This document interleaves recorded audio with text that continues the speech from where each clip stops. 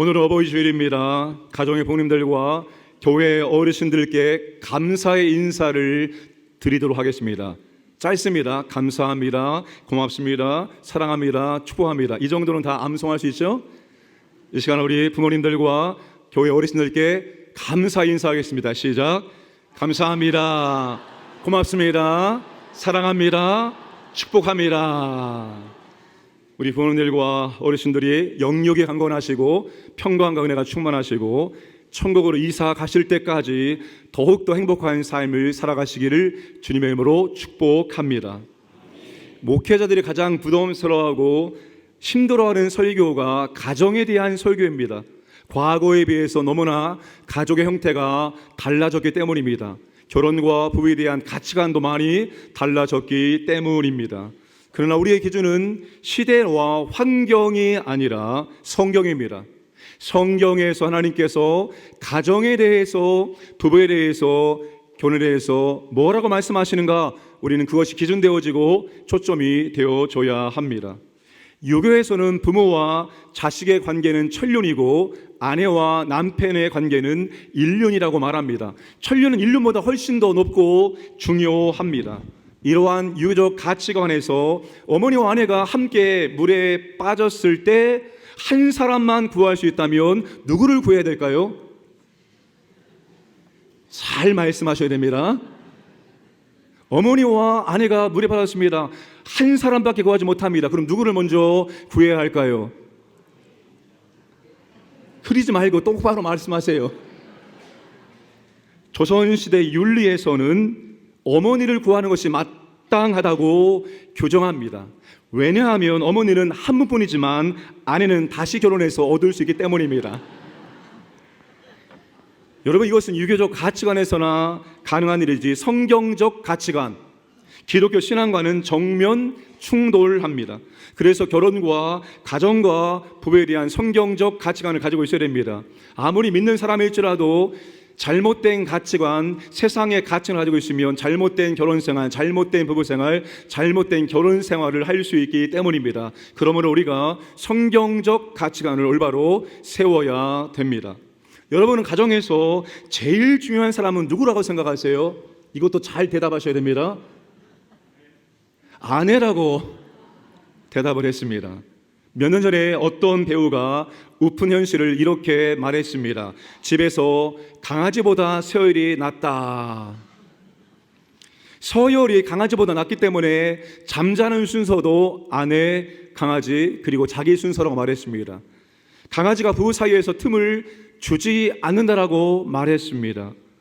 요즘 가정에서 강아지보다 서열이 낮은 남편들이 많다고 합니다. 기가 막힌 것은 강아지도 남편을 자기보다 서열 아래로 보고 있다는 것입니다. 남편 되신 분들 한번 실험해 보세요. 강아지 이름을 불렀는데 안 온다. 강아지가 지금 서열을 낮게 보고 있는 것입니다. 우리는 가정의 서열 정리부터 바르게 시작해야 됩니다. 가정에서 제일 중요한 사람은 강아지도 아니고 자녀도 아닙니다. 가정에서 제일 중요한 사람은 부부입니다. 성경이 가정의 기초를 남편과 아내의 연합에 두고 있기 때문입니다. 가정의 기초는 남편과 아내입니다. 부부가 있어야지 자녀가 생기고 자녀가 있기에 부모가 될 수 있기 때문입니다. 가정의 기초인 부부 관계를 올바르게 세우기 위해서는 결혼부터 바르게 시작해야 됩니다. 본문은 인류 최초의 결혼과 가정의 시작입니다. 이 본문은 신약 성경 몇 군데에 인용이 됩니다. 신혼 부부, 이혼 위기의 부부, 기혼 부부의 문맥에서 이 말씀이 인용되고 있습니다. 무슨 말입니까? 이 말씀은 모든 부부에게 적용되는 말씀이라는 것입니다. 결혼을 하기 전에도 결혼한 이후에도 여전히 이 말씀이 우리에게 적용됩니다. 하나님께서 아담과 하와를 만드시고 결혼과 부부에 대한 구체적인 평생의 지침을 우리에게 제시해주고 있습니다. 본문을 통해서 가정의 정의와 가정을 세우는 원리를 배울 수가 있습니다. 첫 번째, 결혼의 정의, 가정을 세우는 원리는 가정을 사랑으로 세워줘야 합니다. 24절 말씀을 함께 읽겠습니다. 이러므로 남자가 부모를 떠나 그의 아내와 합하여 둘이 한 몸을 이룰지로다. 24절은 이러므로 라고 시작합니다. 이러므로는 앞에 있는 것의 결과요 열매입니다. 앞에서 무슨 말씀이 나옵니까? 23절 말씀을 함께 읽겠습니다. 아담이 이르되 이는 내 뼈 중에 뼈요 살 중에 살이라. 이것을 남자에게서 취하였은즉 여자라 부르리라 하니라. 여러분, 이 말씀이 성경에서 첫 번째 나오는 노래입니다. 인간이 이 세상에서 부른 첫 번째 노래입니다. 인류 최초의 사랑의 고백이면서 사랑의 노래입니다. 이 사랑의 고백을, 이 사랑의 노래를 누가 누구에게 해주었습니까? 남자가 사랑하는 여자에게 올린 사랑의 고백입니다. 남편들에게 묻겠습니다. 지금도 이런 사랑의 고백을 아내에게 종종 자주 해주고 계십니까?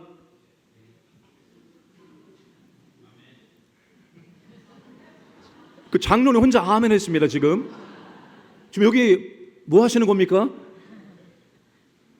여러분, 아내는 남편에게 이런 사랑의 고백을 듣고 싶어 합니다.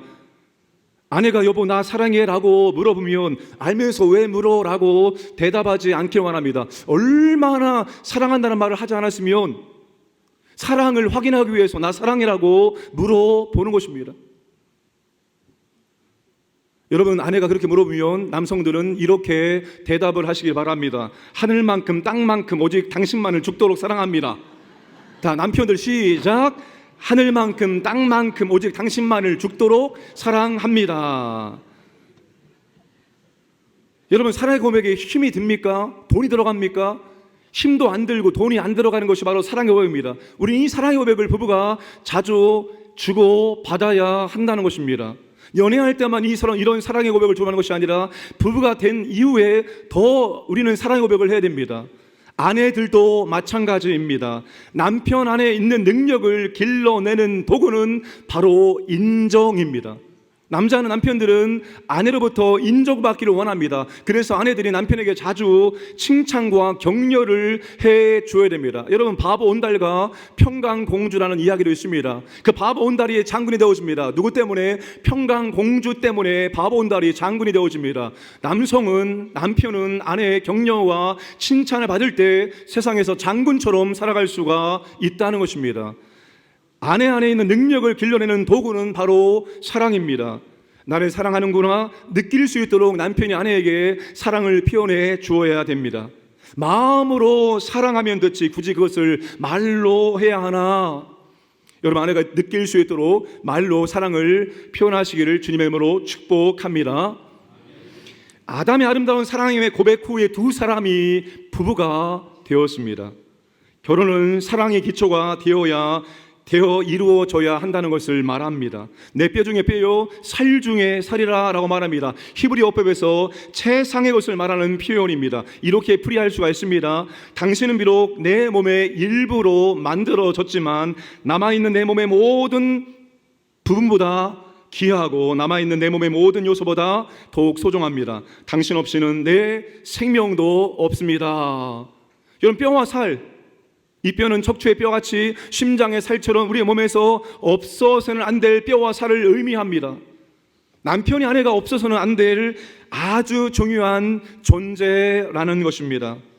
여러분, 오늘 집에 가셔서 서로에게 이런 사랑의 고백을 주고 받으시기 바랍니다. 그런 사랑의 고백을 주고 받을 때 왜 그러세요? 무슨 잘못했어요? 어디 아프세요? 라는 말을 듣는다면 진지하게 여러분 노력을 하셔야 되는 것입니다. 사랑 여러분, 결혼에서 가장 중요한 원리가 사랑입니다. 결혼할 때 중요한 첫 번째 조건이 사랑이라는 것입니다. 사람이 말하고 있는 것이 아니라 하나님께서 남자와 여자를 창조하시고 가정을 설계하신 하나님께서 우리에게 이것이 첫 번째 요소라고 말씀을 하고 있는 것입니다. 여러분, 서로가 결혼을 위한 최적의 조건들을 다 갖추었을지라도 사랑하지 않는다면 결혼을 다시 한번 재고해야 됩니다. 사랑이 결혼의 첫 번째 조건이기 때문입니다. 그런데 요즘 젊은 세대에게 사랑이 첫 번째 조건이라면 뭐라고 말할까요? 언제적 얘기를 하십니까? 라고 말할지도 모르겠습니다. 사랑으로 다 되지 않습니다 라고 말할지 모르겠습니다. 사랑의 첫 번째 조건이 아니라 능력이요 경제력의 첫 번째 조건이라고 말할지도 모르겠습니다. 그러나 하나님은 사랑에 기초하지 않은 정략적인 결혼, 요즘 이런 말이 있습니다. 경제 공동체를 이루기 위해서 결혼한다는 거예요. 상대방의 소유나 명예, 그 사람과 결혼했을 때 내가 누릴 이익을 생각하고 결혼하는 것은 잘못되었다는 겁니다. 대부분의 사람들이 결혼의 목적이 행복입니다. 내가 더 행복하기 위해서 결혼합니다. 그것도 잘못된 것입니다. 주서택 목사님이 계십니다. 이분이 한국교회에 최초로 내적 치유 세미나를 시작하신 분입니다. 여러 가지 유명한 책들이 있는데 그 책들 가운데에서 결혼 전에 치유받아야 될 마음의 상처와 아픔들이라는 책이 있습니다. 2장이 결혼의 목적에 대한 교정과 바른 지침입니다. 자신이 가진 목적을 이루고자 배우자를 선택하는 경우가 너무 많이 있다는 거예요. 외로워서 결혼합니다. 친정을 도우려고 결혼합니다. 집에서 탈출하는 도피처로 결혼합니다. 모든 불행이 끝날 거로 생각해서 결혼합니다. 비자를 얻기 위해서 결혼합니다. 상대가 결혼하자고 해서 결혼합니다. 아무것도 할 것이 없어서 결혼합니다. 집에 일할 사람이 필요해서 결혼합니다. 나이가 들어 자기만 결혼하지 않는 것이 두려워서 결혼하기도 합니다.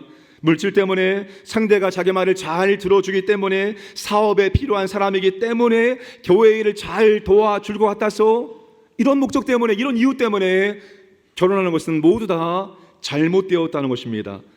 모두 자기 자신을 위하여 상대를 이용하는 결혼입니다. 이런 동기와 목적으로 결혼하면 분명히 결혼 생활에 문제가 발생하게 된다는 것입니다. 여러분, 사랑이 결혼의 전제 조건이고 그 사랑은 인격적인 사랑입니다. 일시적인 사랑, 감정적인 사랑, 충동적인 사랑을 말하는 것이 아니라 하나님 아는 사랑과 아가페 사랑이 어우러진 인격적인 사랑을 의미합니다. 여러분, 요즘에 텔레비 중에 결혼지옥이라는 프로그램이 있습니다. 결혼지옥. 정말 사랑을 꿈꾸고 행복을 꿈꾸었던 결혼이 지옥이 되어버렸다는 거예요. 지옥이. 여러분, 왜 그 결혼이 지옥이 되었을까요? 사랑이 사라지면 지옥이 되어지는 것입니다. 하나님은 우리에게 지옥을 경험하기 위해서 가정을 만드는 것이 아니라 하나님은 십자가의 사랑과 천국을 경험할 수 있도록 가정을 만들어 주신 것입니다. 우리 아이들이 어디에서 십자가의 사랑과 천국을 맛볼 수 있습니까? 엄마 아빠의 사랑의 모습 보면서 십자가의 사랑을 경험하고 엄마 아빠의 사랑의 모습 속에서 천국을 경험할 수가 있습니다. 자녀가 교회 학교에서 천국에 대해서 설교를 들었습니다. 엄마 아빠 오늘 교회에서 천국에 대해서 말씀을 들었어요. 천국은 어떤 곳이에요? 라고 물어본다면 뭐라고 대답해야 할까요? 저기 옆집 봐라, 옆집. 그게 아니죠. 우리 가정 같은 곳이 바로 천국이야. 아빠와 엄마가 사랑하는 모습이 바로 천국이야 라고 대답해 줄 수 있어야 됩니다. 여러분, 자녀들이 부모가 싸우는 모습을 볼 때 얼만큼의 공포와 충격으로 다가올까요? 만약에 부모가 자녀 앞에서 다투고 싸울 때 자녀들이 느끼는 공포와 충격은 마치 지진 때문에 집이 무너져 내리는 공포와 충격을 느낀다고 합니다. 그러니까 부모님들은 싸울 경우에는 나가서 싸우든지 문을 잠궈놓고 싸우시길 바랍니다. 우리는 아이들에게 천국을 경험시켜야지 지옥을 경험시켜서는 안 되는 것입니다. 나는 우리 엄마 아빠처럼 살지 않기 위해서 결혼하지 않는다라고 말하는 자녀들이 얼마나 많이 있는지 모릅니다. 결혼이 이렇게 아름다운 것이라면 저는 결혼하겠습니다. 이러한 아름다움을 보여줄 수 있기를 주님의 이름으로 축복합니다. 그런데 아담은 하와에게 깊은 사랑을 느꼈지만 하나님의 사랑과 멀어지지 않았습니다. 선악과를 따먹기 전까지 아담은 하와를 진심으로 자신의 몸의 일부로 사랑했지만 그것 때문에 하나님의 사랑과 멀어지지 않았습니다. 그리스도인들 중에서 바람직하지 않은 예가 있습니다. 믿었던 아내가 믿었던 남편이 믿지 않는 배우자와 결혼하고 부부의 평화와 가정의 평화를 위해서 신앙생활을 하지 않는 것입니다. 이것은 에서처럼 장자권이 지금 당장 내 삶 가운데 도움이 되지 않기 때문에 가볍게 여기고 팥죽 한 그릇에 팔아버리는 것과 같은 것입니다. 이것을 히브리서 기자가 망령된 행동을 했다고 말했습니다. 망령된 행동, 미친 행동을 했다고 표현할 정도였습니다. 이것이 얼마나 귀한 것인데, 이 믿음이 얼마나 가치 있는 것인데 이것을 가볍게 여기고 팔아 넘겨버려 망령된 행동이라고 말했습니다. 또 한 가지 잘못된 예가 있습니다. 남편과 아내가 두 사람이 다 믿는 경우입니다. 그런데 하나님보다 배우자를 더 사랑하는 것입니다. 배우자의 기분을 맞추기 위해서 하나님을 배우자보다 뒤로 놓는 것입니다. 모든 것들이 배우자 중심으로 움직입니다. 아내 중심으로 움직이고 남편 중심으로 움직입니다. 여러분, 우리가 배우자를 사랑해야 되겠지만 하나님보다 더 사랑해서는 안 됩니다. 오늘 우리가 암송을 어떤 말씀했습니까? 율법의 교사, 율법의 전문가, 율법의 대가가 예수님께 구약 성경 중에서 가장 중요한 계명이 무엇입니까? 묻습니다. 다시 말하면 신앙생활에서 가장 중요한 것이 무엇입니까? 묻습니다. 주님께서 대답하십니다. 예수께서 이르시되 내 마음을 다하고 목숨을 다하고 뜻을 다하여 주 너의 하나님을 사랑하라 하셨으니 이것이 크고 첫째 되는 계명이요 라고 말씀을 했습니다. 여러분, 우리가 이 땅에서 만나는 관계, 부모님을 만나고 아내와 남편을 만나고 자녀를 만납니다. 그런데 여러분, 이 땅에서 만나면 언젠가 헤어짐이 있게 되어집니다. 아무리 사랑한 부모도, 아무리 사랑했던 아내와 남편도, 아무리 사랑했던 자녀들도 언젠가는 사랑의 관계가 끊어지게 되어집니다. 그런데 유일하게 이 땅에서 맺어진 사랑의 관계가 영원토록 불변하고 끊어지지 않는 게 있습니다. 그것이 바로 예수님과의 사랑입니다. 하나님과의 사랑입니다. 하나님과 이 땅에 맺어진 사랑은 영원토록 무엇도 끊을 수가 없습니다. 여러분, 예수님이 누구입니까? 우리에게 영원한 신랑입니다. 영원한 신랑. 바울이 고린도 교회 성도들에게 편지를 보냅니다. 고린도 교회 성도들이 질문이 있었습니다. 이거 어떻게 합니까? 라고 질문하니까 바울이 질문에 답변을 합니다. 그게 고린도 전서입니다. 결혼에 대해서 질문했습니다. 결혼을 해야 됩니까? 말아야 됩니까? 바울이 말합니다. 솔직한 마음은 나처럼 모두가 결혼하지 않는 것이지만 결혼하는 것도 문제가 안 된다. 결혼해라라고 말합니다. 그러면서 바울이 무엇을 걱정하는가 하면 이것입니다. 결혼한 사람들은 하나님보다도 자기 배우자를 더 사랑하고 그 사람을 위해서 더 산다는 거예요. 이게 바울의 걱정이었습니다. 여러분, 배우자를 우리는 사랑해야 됩니다. 진심으로 사랑해야 됩니다. 그런데 우리의 사랑의 첫 번째 순서는 항상 삼위 하나님이 되어야 된다는 것을 잊지 않으시기를 바랍니다. 예수님이 우리의 영원한 신랑 되심을 잊지 마시고 그 주님을 더욱더 사랑하시기를 주님의 이름으로 축복합니다. 자, 두 번째, 남자가 부모를 떠나야 됩니다. 결혼의 정의, 가정을 세우는 원리는 남자가 부모를 떠나가는 것입니다. 24절 말씀 보시면 이러므로 남자가 부모를 떠나, 결혼은 부모를 떠나는 것을 전제로 합니다. 근데 여러분이 떠나다라는 단어가 히브리어로 아자브입니다. 아자브, 버리다입니다. 다시 말하면 부모를 버려야 한다는 것입니다. 이걸 문자적으로 이해를 하면 큰일 나죠. 부모를 버린다는 것은 부모로부터 모든 것들이 독립이 되어야 한다는 것을 의미합니다. 결혼하면 자녀가 부모를 떠나야 하는데 그 주도권이 남자에게 있습니다. 남편이 이 원리를 이해하지 못하고 이 원리를 이해하고 이 원리대로 가정을 이끌어 가지 않거나 그런 의지가 없다면 아무리 좋은 배우자를 만나도 원만한 가정을 이룰 수가 없다는 것입니다. 아기가 태어나서 처음 경험하게 되는 사회는 어머니의 품이라고 합니다. 어머니의 얼굴이 아기가 만나는 첫 번째 세상입니다. 그리고 어머니의 어깨 너머로 아버지를 만나게 됩니다.